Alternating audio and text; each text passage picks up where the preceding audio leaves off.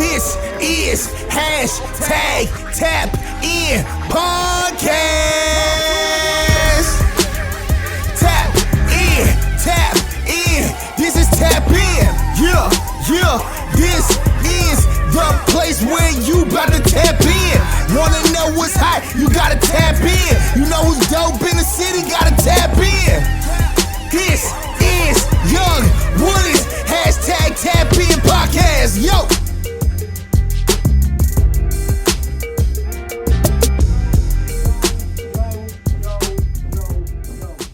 Today, this is your boy, Young Woody, and this is hashtag Tap In.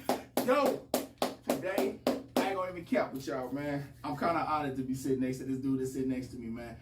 Be truthful. Why? I'm a listener. This man's from the city. He is a native of the city. This man he did not come into the city trying to be such and such and such and such and such. He had his own flavor. And he worked that flavor and kept working that flavor, meeting the city, making the moves. I saw him moving behind the scenes. Hell, my people called me and told me about it. Real shit. So when it came to the city, I ain't gonna lie to you. I always keep my eye on the city and I see who moving. I see his shows. I see the people who come to support. I see him moving around the country, and we're gonna get to all those here shortly. This man has been putting up dope tracks. He got a dope single out right now that's pushing hella hard over the country. He got a dope album out that's right now, and we about to get into it. With no further ado, Austin, Tap In viewers, I give you CP Loony. Good, Woody. I appreciate you having me here, bro. Man, it's always love. Yes, sir. It's 100% love, man. So let me ask you, how you doing, man? How's everything rocking in your world right now? Good, bro. Just staying positive, blessed. Just keeping my mind right, staying focused, and just grinding, man. Just living life. It's a beautiful life, man. I don't try to take nothing for granted. Try to stay out the way of negativity and just try to become better every day. I got you. Well, let's jump into this, man. Like I said, you were Austin native, man. So what side of town are you from? I'm from Colony Park. That's where I don't want to jump the gun. I know you probably gonna ask me. Go ahead. But that's where the CP, Loony come from. The CP stands for Colony Park. My grandma was living in Colony Park forever. That's where my mom was raised, my cousins, my family. So I just fell right in, I learned a lot in that neighborhood and just about life and just growing up. A lot of my music come from the experiences I seen. So, it's just a part of me, and I didn't want my name to just be something super random or, I just wanted to have this identity. Yeah. Right. That's where it came from. And then the Loony, I just stuck with it. When I first started rapping, I was calling myself Kid Loony because I took it as, when I was 13, I'm like, oh, I'm going loony on the track. I'm a lunatic. So Got you. And then I just stuck with it. Everybody called me Loony, so I just stuck with it. I didn't want to change nothing up too much. So I just added the CP to it. Got you. So let me ask, the Loony part really is a hood name. It was one of the names bestowed upon you more than you give it. Yeah, just on some this nigga crazy, and it just stuck. People don't even really call me by my name no more. All I hear is weird. All I hear is like Loony. All I hear is Loony. So it's just like it's wild. Sometimes people call me by my regular name and that shit throw me off guard. Like damn, you know what I'm saying? But it's cool though, I ain't gonna lie to you, that's pretty crazy because ever since I started rapping in music and in sports, I don't think I've been called by my first name in so fucking long. Yeah. I actually understand that meaning for you. I get that. Yeah. So in your push, man, where did this journey for music start for you? Where did this inspiration, this love for music, where did this come from?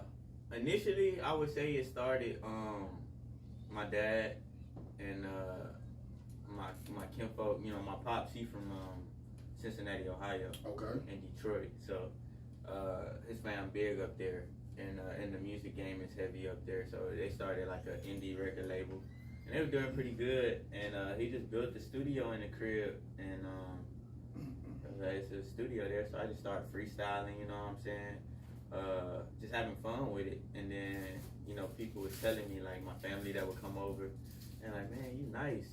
Babe, hit that, let me get a burner real quick. Let me get a burner whenever you get opportunity. Alright, I'm gonna. That's a bit. That's a bit. My bad for No, my you bad good, on you that. good. Yeah, it's just, you know, it was kind of a hobby. It became fun, and then, you know, so that's my initial, I would say. But as I look back on my life, music has always been a part of my life. So that's why I say, like, I feel like music is my purpose, because when I just sit back and think, it's like, man, I was always being groomed to be an artist. Today? I just didn't know, you know.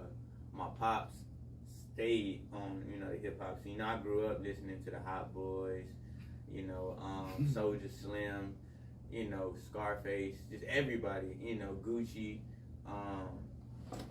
And then, you know, I go to my mom and we listening to some In Vogue, some SWV. Gotta love the sisters. Yeah, they go jam it out. Exactly. And then I go to my grandma, we listening to some Johnny Taylor. We listening to a little bit of gospel. So it's like my range is crazy as far as what I grew up on. I feel like that's why I'm so versatile. Gotcha. Because I just grew up listening to a lot of different shit. And it just all kind of like stuck, you know. And at that time, I didn't know. But when I look back at it now, I was like, damn, everything was kind of aligned to like create what you've been creating right now. Yeah, that makes, man, that's dope, man. Like I said, I ain't gonna lie, it's a blessing to have those forward figures that's already in the industry. So once you're in the background, really just creating and becoming what you're becoming, it's pretty cool to like, oh man, that's dope. And then the Swiss Army knife start popping out. Hey, yo, I can help you with this. I can do this. And hey, you should try this. Go perform here. Yeah, that's pretty dope. Yeah. I like that. I like that. So since you've been out, the embrace of Austin, how's the reception been since you started this journey, really pushing yourself as an artist, getting on the scene? How much has Austin been reciprocating the work that you've been putting in? I feel like it's definitely grown, but I feel like it's something that I had to earn, which I feel like anybody do. I don't expect, you know, my people or the city, even my people, my family, to just fuck with me just because I say I'm doing something. Right. You know what I'm saying? Like, oh, I'm a rapper now. I should be your favorite artist. Like, that, I don't feel like that's fair. I feel like I gotta prove myself. So when I first initially started it, you know what I'm saying, it was cool, but I had to just, you know, I had to keep grinding. But I've been doing this shit since I was 13. A lot of people look at it now and probably be like, man, this nigga Loony came out of nowhere. You know what I'm saying? But nah, that work been putting in. Yeah, I've been doing it since I was 13, but I wasn't taking it serious. You know, I was, you know, as a youngster, you dibbling and dabbling and everything. I'm rapping, I'm playing sports, I'm doing all kind of shit. I'm hanging out with the homies, so it's like I ain't taking nothing serious. You know what I'm saying? But it just, music just always came back to me. You know, every time I got in that quiet place by myself and I was just like reflecting on what I wanted to do in life or what made me happy. It was just always the music I came back to. Anytime I was like going through some shit, you know, feeling depressed, or it was just always therapy. Even if I didn't want to put it out at the time, I just recorded because I just wanted to get whatever I had in my head out my head and just out. So, you know, it wouldn't be bottled up, but it just became the creative part, like the creativeness of the music, like actually creating the music. Like, I fell in love with that part. Just having a concept in my head and then just seeing the final production. It's just like, it always wowed me, like, damn, this came from just an idea and I was able to create something solid, something real out of imagination, basically. You know what I'm saying? So that's what I fell in love with. I feel that. So your inspirations through hip hop, definitely the love from the elders, getting the old school in you. Yeah. From the In Vogues to the gospel to all of that. What I've noticed about your music, you're not bar for bar. You put harmonies in it. Yeah. And don't get me wrong, you still got bars, you still got bars, you still got bars, you still no ma'am, go outside. No ma'am, go outside. Do me a favor, go outside. The thing in this game, we develop the wherewithal to, you know, practice on a craft. You know what I'm saying? We consistently practice on that craft. We consistently drive that in. But when we drive that in, you know what I'm saying, hip hop taught us to rap hard out. You know what I'm saying? Yeah. Auto-tune came, some people started experimenting. But when I hear your music, you harmonize in your bars. So you spit with the harmonies. Yeah. You don't lean on the auto-tune. You actually in notate, you're doing what you're doing. So what developed that vibe, that you know what I mean? What developed that what made you go, instead of just staying rap, you know what I'm saying, just bar for bars, you know, all that stuff, you put it in a harmony and still gave it that hard rap feel. How did you develop that? I started off as a rapper. If you go back to my old shit, I was straight rapping. Honestly, I wasn't a big fan of auto-tune. I'm not gonna lie, I wasn't a big fan. I mean, I liked it. I like hearing it. But I didn't feel like that was your lane. My lane. Gotcha. I was on my like Kendrick shit. And, you know, it was always the bars. But then, you know, I just started fucking around with the auto-tune, and I started liking it, and I wanted to be different. So I was like, you know, I can still say what I have to say, put bars in it, but I can flavor it up a little bit. Gotcha. Especially in today's, you know, you kind of have to go with the wave a little bit. You know, put a little bit of this, a little bit of that, but still make it your own. I get that. No, not fully. I get that fully. So I'm gonna get off the music note, but I'm gonna come back to the music note. Yeah. Being a native from Austin, and because you're a native from Austin, you understand how the city operates. You know what I'm saying? If as kids, Pop Warner, AAU, basketball, all the football teams around the city. But I happen to know for a fact, man, you're not only just related, but you're part of that tree of, you know what I'm saying, under LD. You know what I mean? Shout out to LD and RIP to him. You know what I mean? The you know what I'm saying, what he did for the Yellow Jackets, and then keeping it pushed and seeing that the kids are still being worked with past his death. In that legacy, you being his nephew, how much has that inspired you to continue to push, but also having it an organic to where, you know what I mean, it's not just about me, it's me getting to this point so I can come back and then feed more people. What developed that? Is that where that came from, or did you develop it overall from the whole family? Oh yeah, he's my grandpa. I know you mean grandpa. My bad, I do apologize, man. Grandpa, my fault. I just had to correct that for everybody. I know you know, but my bad. Now you good. Yeah, he instilled that. I mean, what people don't realize, bro, when you play sports, you learn so much about life, and I feel like that's one of, as a kid, I feel like that's one of the best ways for somebody to teach you about life is through sports, because it grabs kids' attention. You know, the attention span of a kid is just like super slim.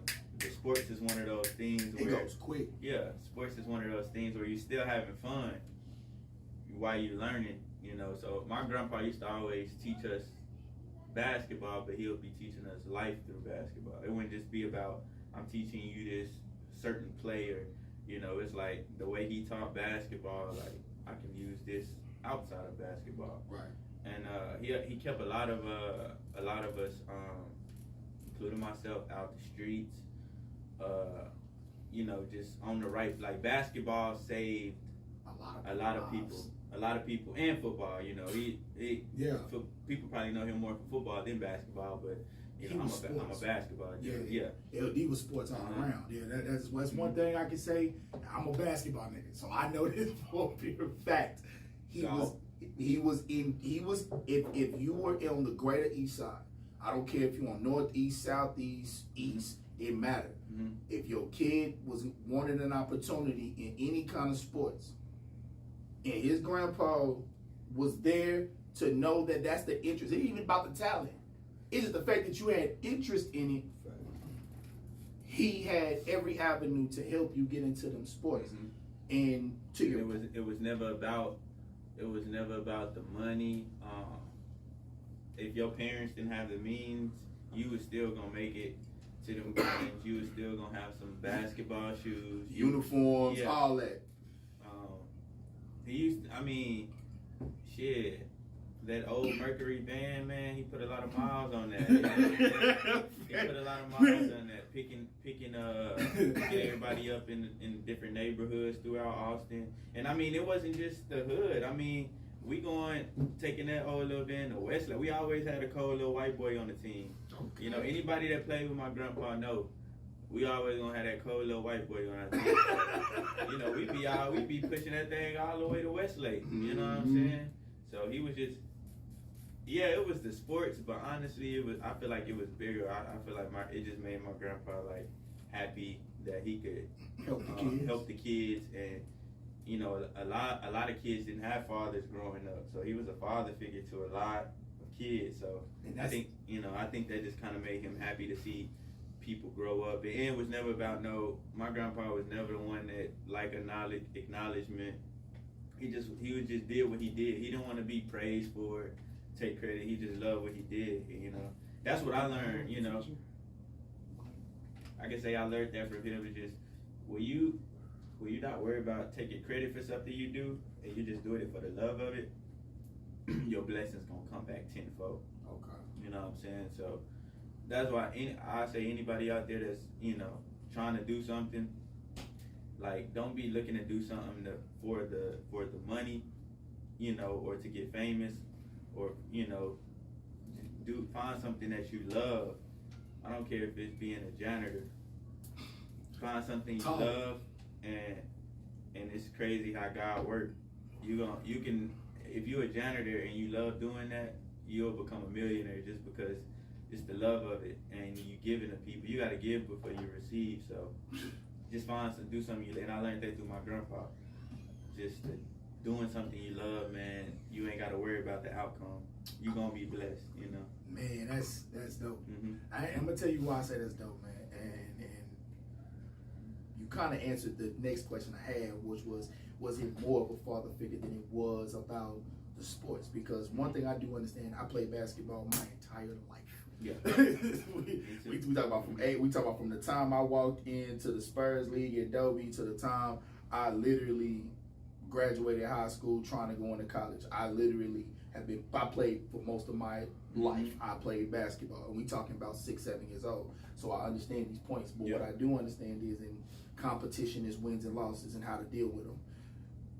How to deal with clutch situations and get through those clutch situations. How to stick it out even when the task be impossible. Yeah. Like your team's small. Yeah. These guys are 4 inches, 5 inches taller. I'm talking about all of them, and you still got to figure out a way to beat them. So you can't do nothing by yourself. Yeah, and you need a team, and you got to depend on your power forward just as much as your point guard. Yeah. You got to know who hot, who not. It's so much into that you have to pay attention to. That he's right. You do get to use that in your actual life because there's deadlines, there's this, there's that. There's so many things piled on top of any normal thing.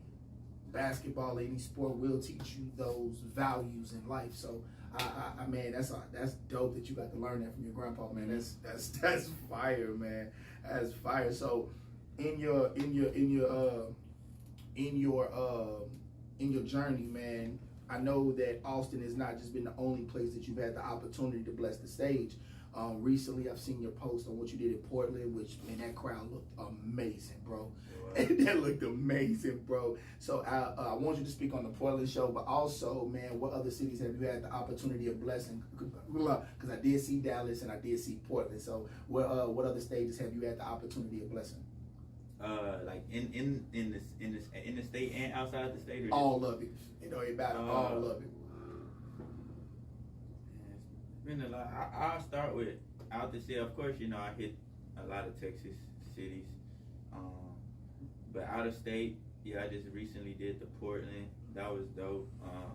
Just going out there and experiencing the different culture. They were super supportive out there.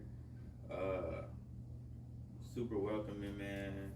They treated me like a star. You know what I'm saying? I'm not gonna lie. And, you know, but and I'm not saying that because it was me. I'm saying that as in anybody that got on that stage felt like a star. Like they really was in tune with what was going on. So I fucked with that. Man, they knew my lyrics already. You know, they were super supportive, man. That was one of the most supportive crowds I've had in your career. I've had so far. That's dope, what I'm saying? Man. That's dope. It was dope, and the city was cool. Nature, I'm real big and I like nature and shit, and it was a lot of like nature and shit out there, so it was cool. It's West Coast. Did you get a chance to hit the dispensaries? Man, yeah, I had some gas. It was called some runt something, I can't remember. That's what's up. They was like, that was the best shit they had out there, and that shit was some gas. That's what's up. That's what's up. But yeah, I did Portland, they was cool. And then back in 2019, I did Washington, D.C. Oh man, how was that? That was cool, bro. You know, my manager Ty, he's from out there. So he got me connected out there, and they got a street. It's just like 6th Street, but on a smaller scale out there in Washington D.C. But it's called U Street, and like on that street is bunch of bars and clubs, and stuff, and you know they got the HBCU out there too, like at the end of it. So it's just a popping. If I'm not mistaken, Howard, right? Howard, yeah. Howard. So it's just popping right. That little section popping is called U Street, but we performed on U Street. At a venue, man, and it was the same type of feel of Portland. Okay. Like everybody was fucking with me and shit, and I still have people that fuck with me to this day from them shows. From DC, yeah, That's like that follow me, you know. So that was just dope to get that feel out there, and just yeah. But I like moving around. So let me ask, in the next, okay, so you got Portland. We know that was a great reception. DC, I saw what you did in Dallas. That was fire. Are these 3 markets that you're going to continue to hit, or do you plan on expanding with these plus more? Yeah, with these plus more. I'm trying to get everywhere I can get. I do have some stuff coming up in Atlanta in June, in LA in June. Okay. So I'm trying to move around. I got some possibilities coming up that I might be doing next month, maybe in Arizona. You know, so Vegas. So I'm just trying to do what I've done in Austin, like kind of got a nice enough buzz to where at least people know who I am, mm-hmm. You know, getting some awareness of my music. I'm just trying to do that in other markets, you know, and then kind of just all connected together. Okay. Now on a business, now on that same point, but I want to switch it to a business mind frame, because on this platform, not only do I like to put the city on to know who's dope, this man is dope. And we're going to get to your dopeness in a minute. Because we're going to talk about on the go and gospel. We're going to talk about these here shortly. But I want to talk about right now, to do what you're doing. What is your greatest challenge? Not necessarily to overcome, but what has been the greatest challenge to get in, actually work and move in these cities outside of Austin? And also from your end, on a business note, what are the challenges you're having to overcome to pull that off? The challenges, really, I mean, just start with yourself. You know, elaborate. Shit, because a lot of us, like, what people don't realize, we can do a lot of shit. We can do anything we want to do, but we be having limited beliefs, you know, that be kind of stopping us. So we kind of sabotage ourselves, because we always look at outside. We all like, oh, they not gonna fuck with me because of this, or I don't feel like people fuck with me. This, you know what I'm saying? Mm-hmm. But really, it all start with your mind. So once you eliminate them limited beliefs, like nobody else can stop you. If you ain't stopping yourself, nobody else can stop you. So that's what I say. It's easy to go to other cities and market yourself. It's easy to network, and you gotta get out your head and just put it into action. Gotcha. Once you get rid of them limited beliefs, bro, I swear shit come to you. It's not actually, people look at it and be like, oh, you working hard. Yeah, I'll say it's working hard, bro, but a lot of shit come to me, bro, just because I feel like my mindset. So I feel like when you positive and your energy is just flowing in the right way, you just attract shit to you. Gotcha. So a lot of shit to me, I feel like, I guess on the outside looking in, people look at it like, man, he working hard, but I feel like it's effortless, because it's just everything. It's like God is aligning everything. You know what I'm saying? So instead of forcing shit, you just get in that good vibration and just kind of let shit come to you. And, you know what I'm saying? I feel that. Now, back to on that same note, but you said something earlier that I want to get to. You said Ty is your manager. Yeah. How important is it to have your team and have the right team members in order for you to move forward? Because I actually want you to speak on the influence that he's had on your career. It's important to have a team, but at the same time, it's important to have the right people on your team. I feel like a lot of people, like when it comes to rap, especially, a lot of people want a manager just to say they got a manager. just to say they got to put a look. You know what I'm saying? But they don't have no brand to push. They're not really doing anything, but they got a manager. It's like you good? Go ahead, bro. You know, a manager is not supposed to be. A manager is just supposed to manage your situation. Really, that's what a manager is. Like, with some shit you already got shit going, and he's just helping manage. You know what you doing. Like, a lot of people take it as like, my manager needs to be. He should be the one booking my shows, doing this and that. As far as like, my manager should be putting me on. Okay, so let me ask you this, because that's a good point.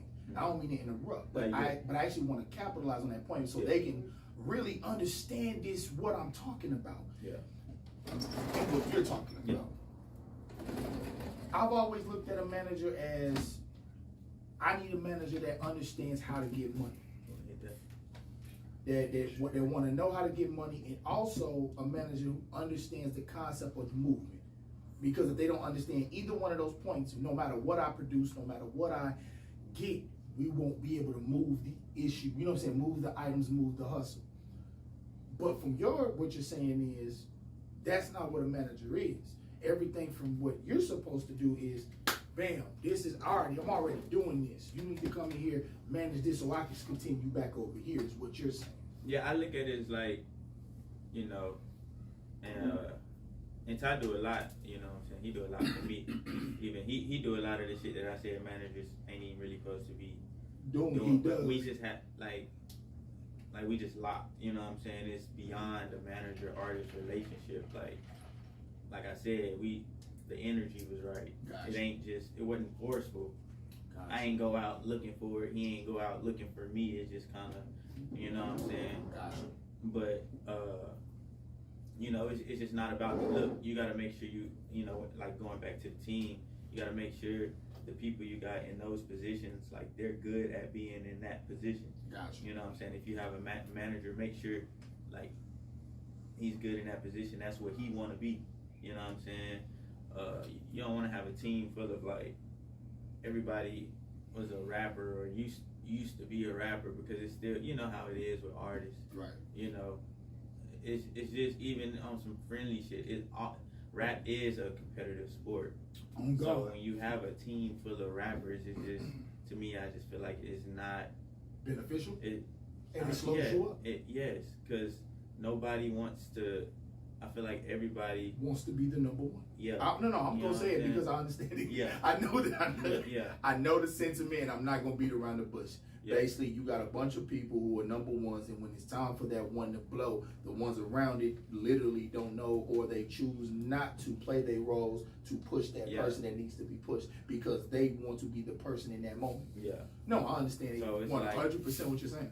Get somebody that's good at what they're doing. Get somebody that wants to be a manager that's still not having rap dreams, or you know what I'm saying? Gotcha. Yeah, having assistants, having cameramen and stuff like that, and like I got blessed with I have a good team, and they want to be a part of what I got going. Like, they want to be a part of the journey. Gotcha. It's not like you're not begging them. Yeah, they willfully want to do what they're doing for you. Yeah, and the relationships are good. The relationships are strong. You're not having no back and forths, and it's more like you're moving as a family because everybody knows what they're supposed to be doing. And as long as you're continually killing that stage, but it all starts with me. Right. And that's what I'm trying to tell the artists. It all starts with you.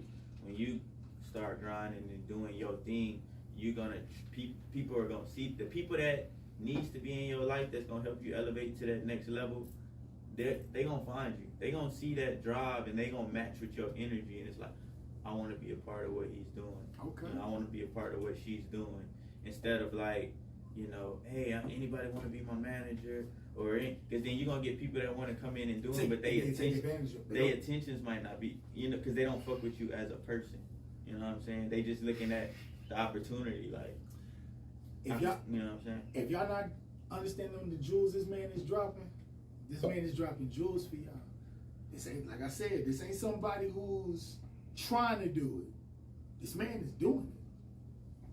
This man is doing it. Let me give you an example of what that I mean this man is doing it. That new single that you just dropped, that is off the album. That's off the album Godspeed. On the go. On the go. Yeah. Talk to me about that video, man. How did that concept come about? What the song about is just, just about being on the go and not really like focusing on a relationship or whatever like that. Okay. And so the video concept is, it's a basic concept. It just came with just, me having a girl, and it's just like right now, like I fuck with you, like I fuck with you, I feel about you type shit. This is what the video about. But it's like, man, at the end of the day, like, my grind, what I want to do in life come first. Like, I'm not going to stop that. I'm not going to jeopardize what I want to do to better myself, to be in a relationship. Because this might not work. And then I just wasted a lot of time when I could have did this. You know what I'm saying? Put all your focus into that. Yeah. And then got there, then you go look for what you want. Yeah. I got you. So, you know what I'm saying? That's what the concept was about. And out of the tracks that's on Godspeed, now what made you choose that one to shoot the video to? It just had that single feel to me. I felt like people fuck with it, and then it's certain people that I let listen, like Bar. He always get to listen to my shit. He's like, bro, this the one. Cause see, I just went in the studio and freestyled the hook at first. Cause I had finished the song I was doing at the time, and I probably had like 45 more minutes of my session left. And so I just told A-Man, I was like, man, just throw on this beat, and I'm gonna freestyle some shit real quick, for the next session. And I came up with the hook, and I showed a couple people.